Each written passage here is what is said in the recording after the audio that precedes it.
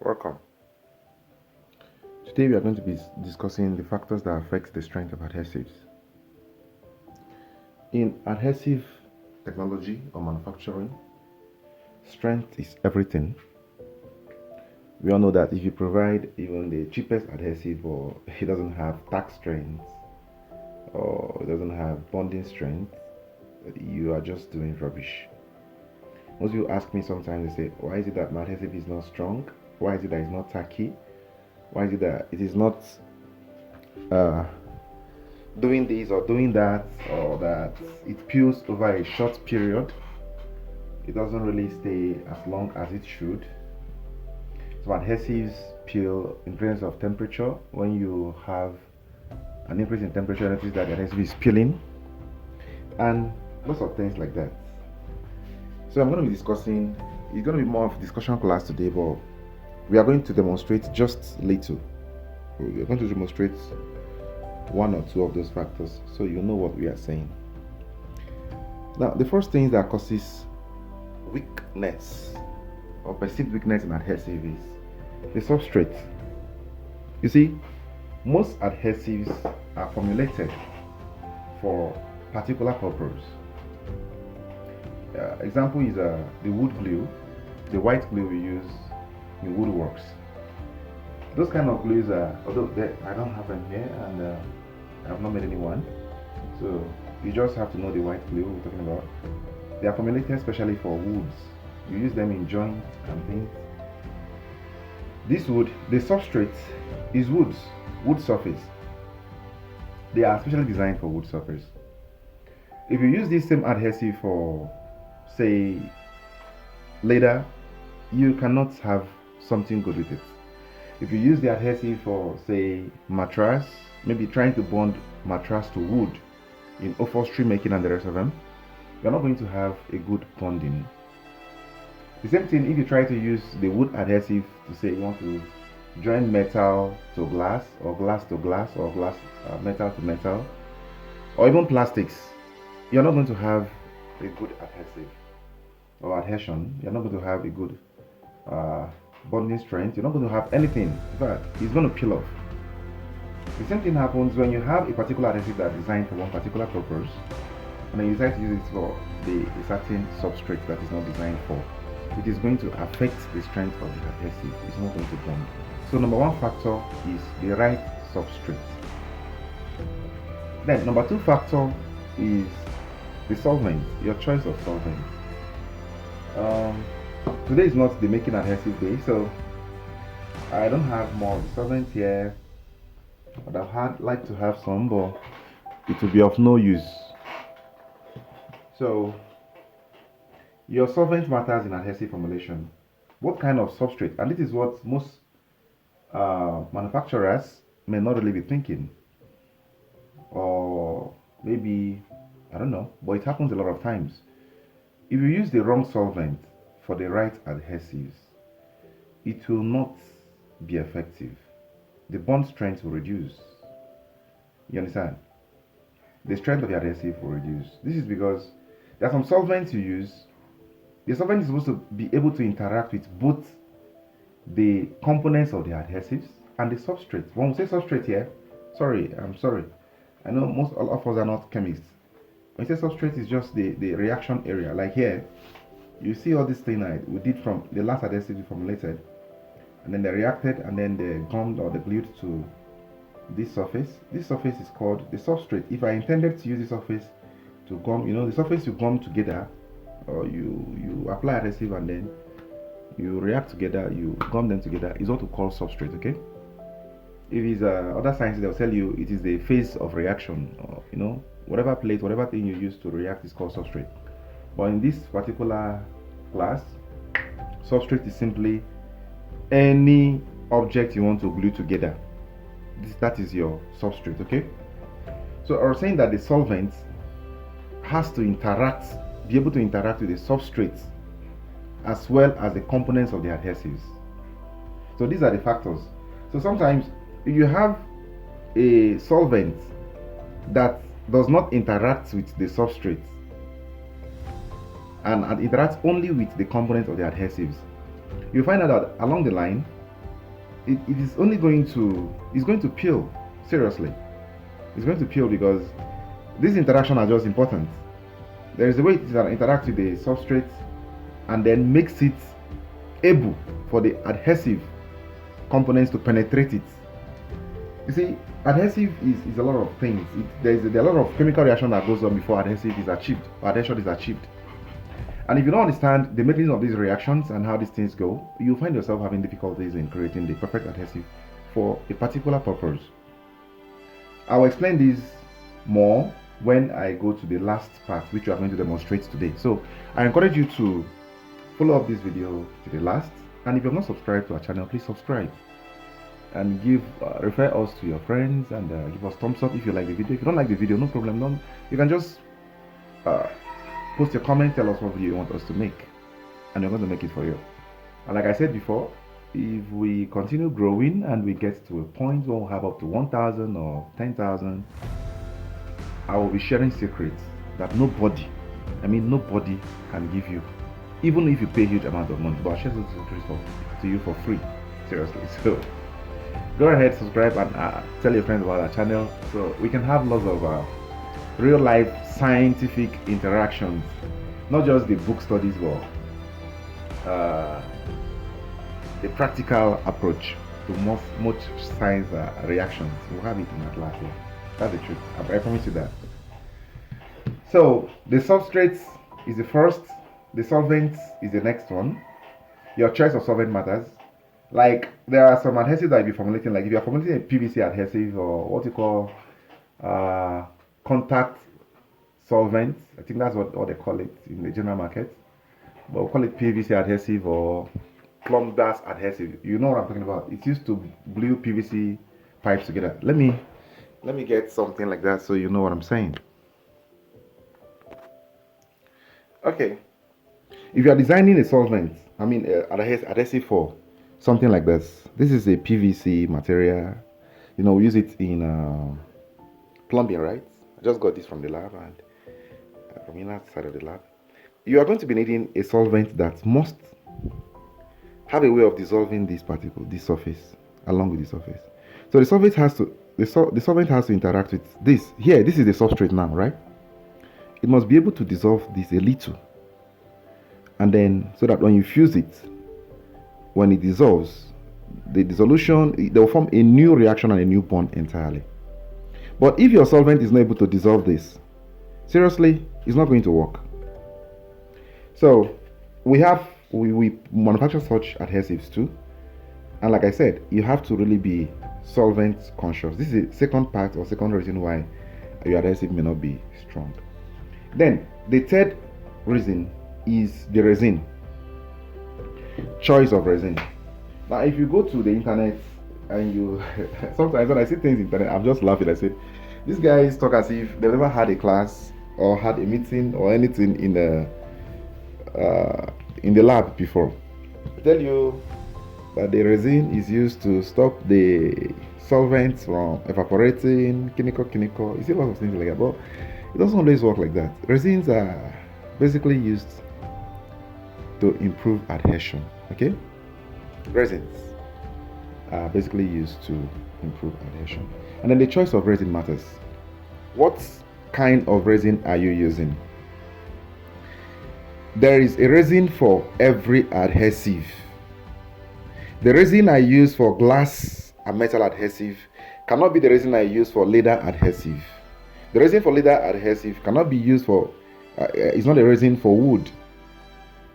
So resins are very, very important in adhesive formulation.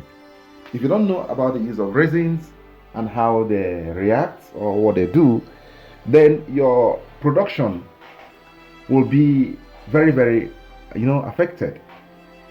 That is it. So resin is the third factor that affects the strength of adhesive. Using the right resin. Then the fourth part, or the fourth function of fourth resin or fourth factor, is your filler. Yes, fillers in adhesives, we use rubber as fillers. Some are synthetic rubber, some are chlorinated rubber, we have lots of rubbers we use. Now, the right rubber must go with the right resin and must go with the right solvent in adhesive formulation. If you are using the wrong rubber, is a problem. For the right resin, is a problem. If you are using the wrong rubber with the wrong solvent, is a problem. Your adhesive will have problems. Now, this rubber combined with resin will give what we call the peel strength. There's a peel strength in adhesives. The peel strength, how do I explain that? Okay, peel strength is simply the ability of your adhesive to form something like peels. You know, when you're working on adhesive, when you apply it, there's micro peels that is formed, and this peel is also related to the viscosity of your adhesive. Now, some adhesives need to have high viscosity to be effective. Some does not even need a very high viscosity. Like this one here, does not even need high viscosity. Of course, you can see it's very light on its own. And this is a cyanoacrylate based adhesive glue. Okay, you can find it in the market. It's very common in the market. We also formulate this, but the problem is that the chemicals formulating this is not really very available for us here where I come from. So the right rubber also matters. That's the fourth factor. Now the fifth factor is what we call the cross-linking agents. Yeah, I know most of you don't understand what cross-linking agents are. Please, if you have your notes, we are taking notes on our learning adhesives, what I'm saying here is very, very important. I'm not going to say it again, seriously. And you may not find anywhere somebody's going to tell you something and what I'm telling you now. Seriously. I'm giving you, this one is for free. But if you can take advantage of it. Or you can. The cross-linking agent is a very big factor in adhesive formulation. But it is tricky. It's tricky in that sometimes it is not a component that you want to add too much. You may add it too much. I notice that your adhesive will start, reacting while it is still inside a container, inside the package, when you've not used it. You understand? Usually the adhesive is not supposed to react like this one now. You see this one, right? It's not supposed to react while it is still here. It's until probably when I apply it on the surface. There's what we call exothermic polymerization. That is what happens when you use cyanoacrylate resins to react or to form adhesive. It's exothermic because it produces a high amount of heat, and then it is polymerization because the monomers in these things begin to form polymer chains. You understand? Once this thing sees water molecules in the environment in form of moisture or something, they begin to form copolymerization or exothermic polymerization, like I said. So that is what creates the bond. That is how these things react. So usually adhesive is supposed to be very, fluid, very soft like this until you press it on a substrate. That is the reaction part. Then on the substrate, it will begin to react and then form bonds. You understand? Some turns plastic, sometimes you need something like a very shiny polymer. Epoxy resins, epoxy adhesives behave like that too. And then these polymers are what creates the binding force between the substrates or the surfaces you are trying to bind together, and then they'll just stay there. So this cross-linking agent is what we are going to demonstrate today. Like I said we are going to demonstrate just one of the adhesives. Usually, yes, I was talking about solvents and solvent ability. Now let me show you something. In the right sense of it, this adhesive, although this adhesive is a broad spectrum adhesive, broad spectrum in that you can use it for many substrates, you understand, different substrates. This is a cyanoacrylate adhesives. Basically, it is not the adhesive for this particular PVC, you understand. The resin are different, the solvents are different, and if you apply it, if you decide to use this, maybe you run out of PVC adhesive or contact solvents, and then you notice that you have this, you can use this by the help of a cross-linking agent to work on this, and it will give you the desired results. That is the truth. That is, it works. You understand? Now, what cross-linking agent does is that it tends to help the bonds the carbon atoms. Of course, when you talk of any organic substance, you talk of carbon and their family. Carbon and hydrogen, carbon and nitrogen, ketones, you have aliphatics, you have less of them, you have straight chain, you have branch chain. They're all carbons and carbon related, okay? Carbon reacting with nitrogen, carbon reacting with hydrogen, carbon bonding with oxygen, carbon, things like that. So these things are full of carbons, you understand? So the cross-linking agent helps the carbon there to form what we call a three-dimensional network. Of course, you know that if I have a stone, if I want to place something on top of a stone now, and I just keep two stones, and I place something on it now, it's not going to balance, right? Like if I want to place this thing on top of two things like this, okay, this is too big. Let me say this, or this is not balanced. But just try to understand what I'm trying to say. If you stay in a village where I come from, well, we use stones to cook in those days when we were kids. You understand? You are going to notice that you can't place something. The stability with two stones is different from stability with three stones. You understand? So when you have three-dimensional network, there is more strength. You understand? There's more balance, huh? That's exactly what is happening here. So when you add a cross-linking agent to an adhesive, it helps it create a three-dimensional network that helps the stability of the adhesives. One, it improves the strength of the adhesives. It improves the temperature resistance of the adhesives. It improves the water resistance of the adhesives. It also improves the chemical resistance of the adhesives. So notice that all the factors that could make your adhesives break down easily will be improved just by the addition of cross-linking agents. I was talking about that. I said I want to talk about, so I'm talking about it now. So most problem or challenge most people face or producers face during formulation is that if you add too much cross-linking agents in your production, you will notice that your adhesive will cake up. I mean, it will cure up on time. It will react while inside the container, and that is wrong. The adhesive is supposed to be reacting while it is outside the container, when it has seen either oxygen or moisture in the environment, and then start forming its polymerization, and then the adhesion will come. But if you add too much cross-linking agents, the bonding is going to continue and continue. Before you know it, you may end up, the whole thing will react inside the container, the viscosity will be too much, workability will be reduced, and you may not even have anything to do with that adhesive anymore.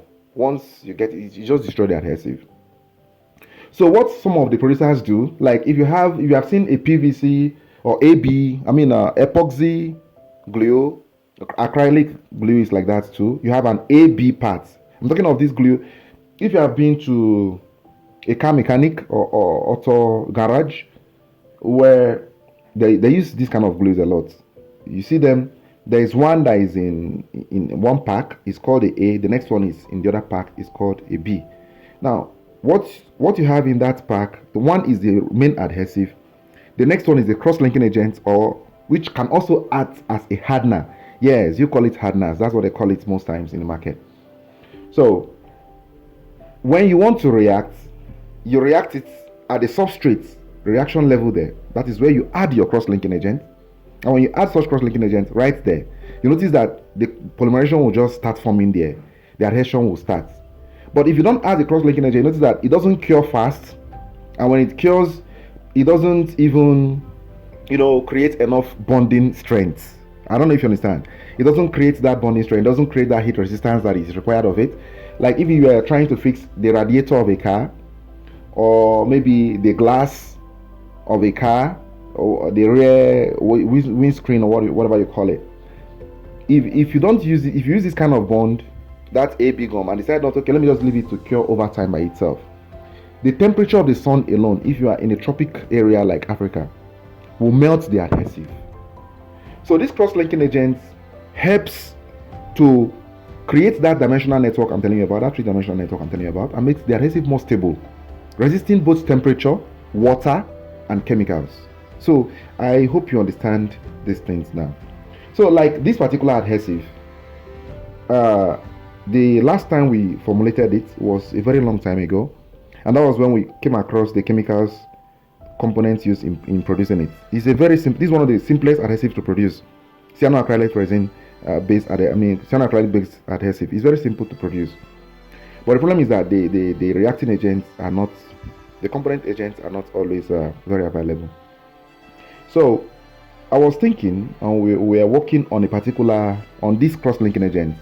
Yes, there are lots of them known in the market, but most of them may not really act the way we wanted. They are not acting the way we wanted. So we were trying to devise a new one that will create an effect and will give this particular adhesive, this cyanoacrylate glue, a more versatile use. That is